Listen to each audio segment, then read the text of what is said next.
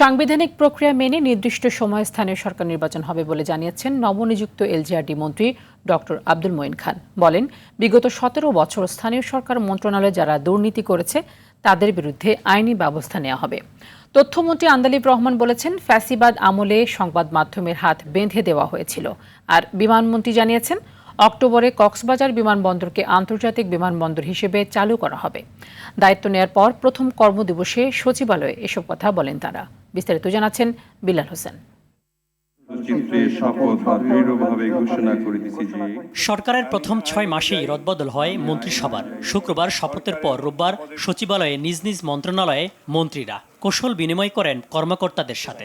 আপনি আসার পর এগুলো কি এ সময় গণমাধ্যম কর্মীদের নবনিযুক্ত স্থানীয় সরকার মন্ত্রী বলেন, ১৭ বছরের অব্যবস্থাপনা গরিব মানুষের উন্নয়ন ও জনগণের অধিকার প্রতিফলন হয়নি। ৮, ১৪ এবং ১৮ এবং ২৪ এই ৪টি নির্বাচন আসলে সেটা জনগণের ইচ্ছা প্রতিফলিত করে নাই।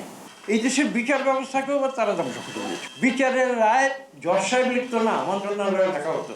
স্থানীয় সরকার মন্ত্রী বলেন, সাংবিধানিক প্রক্রিয়ায় যথাসময়ে স্থানীয় সরকার নির্বাচন হবে। সাংবিধানিক প্রক্রিয়ায় সেই নিয়ম কানুন অক্ষরে অক্ষরে পালন করে ইনশাআল্লাহ বিএনপি সরকার যথাসময়ে স্থানীয় সরকার নির্বাচন, প্রত্যেকটি স্তরের নির্বাচন হবে এবং সত্যিকার অর্থে জনগণের প্রতিনিধিরা সেই নির্বাচনে নির্বাচিত হোক, এটাই আমাদের প্রত্যাশা। এদিকে সংসদের পরিচিত মুখ ব্যারিস্টার আন্দালিব রহমান পার্থ তথ্যমন্ত্রী হিসেবে প্রথম কর্মদিবসে সবাইকে নিয়ে কাজ করার প্রত্যয় ব্যক্ত করেন। বলেন, গণমাধ্যম নিয়ন্ত্রণ কালচার থেকে বেরিয়ে স্বাধীন সাংবাদিকতার পরিবেশ নিশ্চিত করা হবে।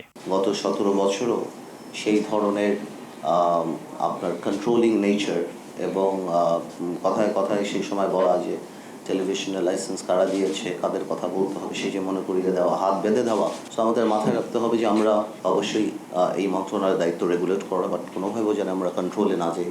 বেসামরিক বিমান ও পর্যটন প্রতিমন্ত্রী থেকে পূর্ণমন্ত্রীর দায়িত্ব পেয়ে এম রশিদুজ্জামান মিল্লাত বলেন, মধ্যপ্রাচ্যে ফ্লাইটের সংখ্যা বাড়বে, সেই সাথে আগামী বছরে বিমানে যুক্ত হবে 10টি বোয়িং। ফ্লাইট সংখ্যা অভ্যন্তরীণ বাড়ানোর আমাদের আপাতত চিন্তা নেই, যেগুলো আছে চলছে ভালো, এবং বাজেট এয়ারলাইন আনার জন্য আমরা চেষ্টা করতেছি।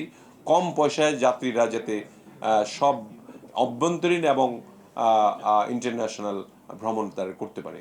দক্ষতা আর জবাবদিহিতা বাড়িয়ে দৃশ্যমান পরিবর্তন আনার আহ্বান জানিয়েছেন নবনিযুক্ত খাদ্যমন্ত্রী আফরোজা খানম। আর দেশে যাতে খাদ্য মজুদে ভালো ভূমিকা রাখতে পারে দেশে, সেদিকেও কাজ করব, আর মানুষ যাতে নিরাপদ খাদ্য পায়।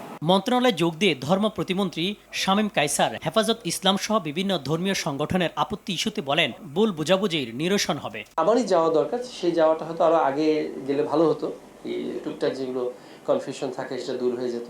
তো ইনশাল্লাহ আমি ওনাদের কাছে সবার কাছেই যাব এবং গিয়ে কথা বলবো, আশা করি ইনশাল্লাহ ওই কনফিউশনটা দূর হয়ে যাবে। কর্মকর্তাদের সাথে প্রথম দিবসে শুভেচ্ছা বিনিময় করেন পার্বত্য চট্টগ্রাম বিষয়ক মন্ত্রী সাচিং প্রো জেরি। আমাদেরকে কমিটেড হয়ে কাজ করতে হবে। বিলাল হোসেন, RTV, ঢাকা।